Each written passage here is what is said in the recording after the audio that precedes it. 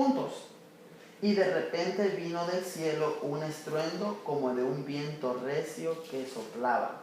Imagínense que nos pasara a nosotros al estar aquí orando y de repente viene ese estruendo recio que soplaba. ¿Y qué más fue lo que pasó?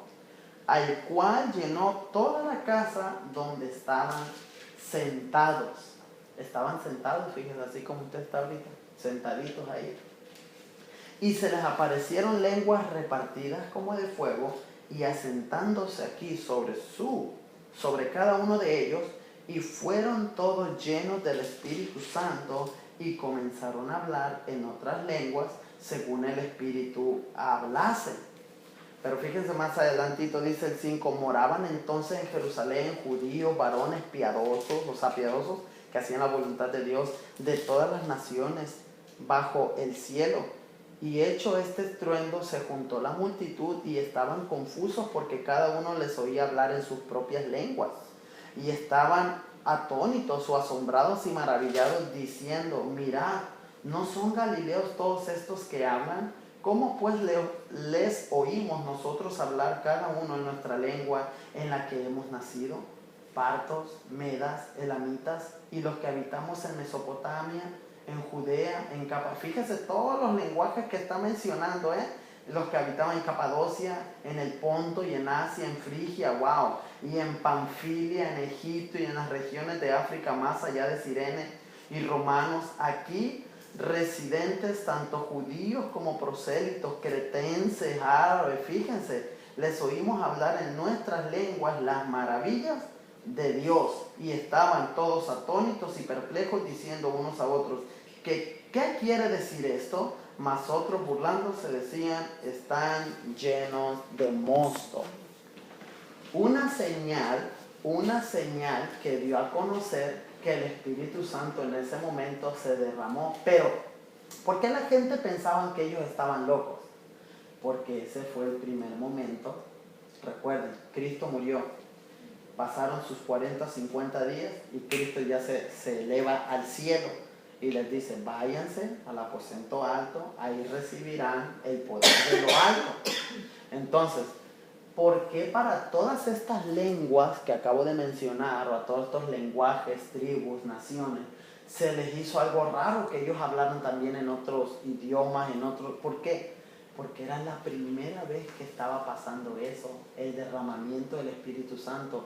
De allí para atrás no había derramamiento del Espíritu Santo colectivo, solamente había derramamiento del Espíritu Santo particular en una sola persona, cuando eran los sacerdotes, cuando eran los reyes, cuando estaban los jueces.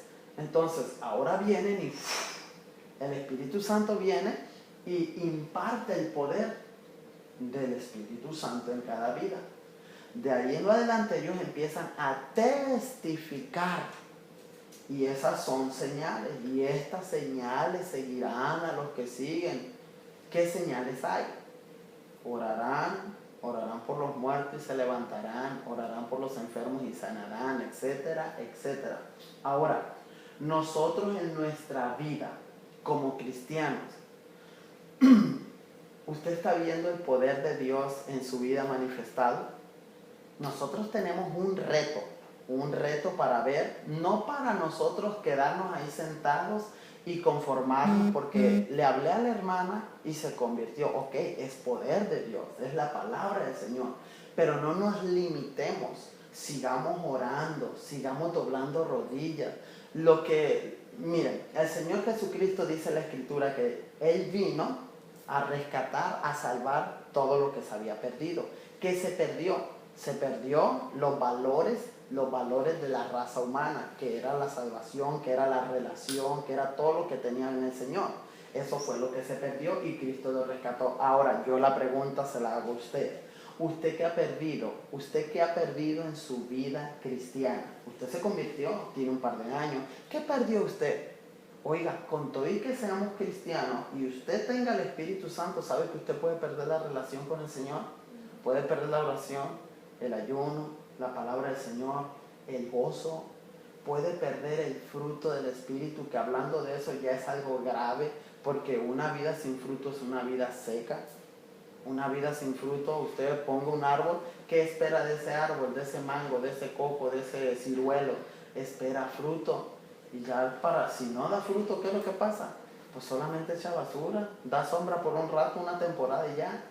Por una temporada, más sin embargo, ¿qué es lo que dice la Escritura de los que están cimentados en la palabra del Señor?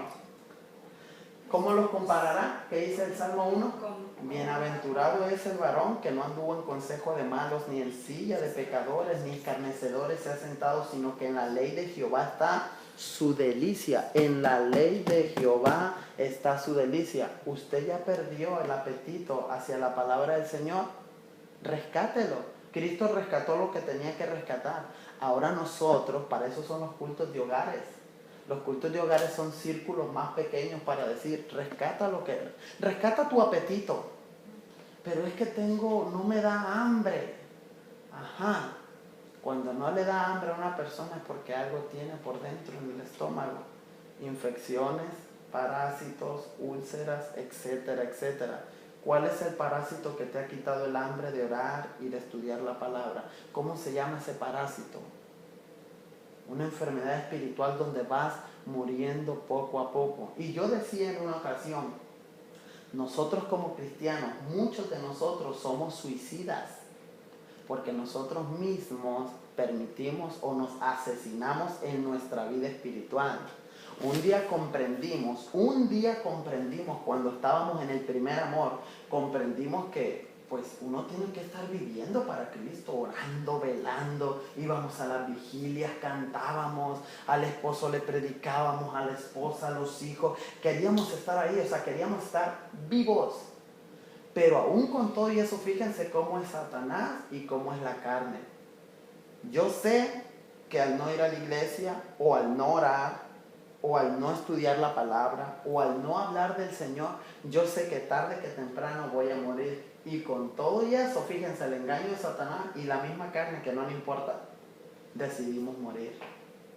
Y de esos hermanos hay muchos que de repente por allá visitan la iglesia solamente no para alimentar el espíritu, sino para alimentar la conciencia de que fui a la iglesia. Eso existe en el catolicismo. Son gente muerta, groseras, se drogan, van a los bailes, borracheros, le faltan al respeto a la mujer, al hombre, etcétera, etcétera. Pero para calmar una conciencia que los acusa, que es la voz interna que Dios puso en el ser humano, voy allá, me confieso. Dijo ahí su esposo, ¿y dónde quedaron los Ave Marías? Dicen 2, 3 Ave María y ya se sienten tranquilos.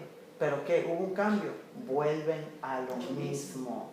Siguen muertos en sus delitos y en sus pecados. Entonces a nosotros nos toca reflexionar. Nosotros ya no estamos muertos en delitos y en pecados en cuanto a nuestro espíritu. Nosotros ya somos personas pensantes, sabias, que tenemos el Espíritu Santo. Se supone que tenemos la iluminación, tenemos luz. Al menos que nosotros decidamos decir, no, que se apague la luz. ¿Cómo apaga la luz usted? Aquí precisamente no estamos hablando en los 2 textos que les acabo de dar, en las 2 citas, mejor dicho, en la cita de Corintios y en la cita de Hechos, gracias. No estoy hablando ni del Dios Padre ni del Dios Hijo. Ustedes se están dando cuenta que estoy hablando del Espíritu Santo, ¿verdad? ¿Cómo apagamos la luz interior en nuestra vida? No tomando en cuenta a ese Espíritu Santo. Se supone que si el Espíritu Santo está en nuestros corazones, hay libertad. Hay una libertad. Yo en una ocasión prediqué así.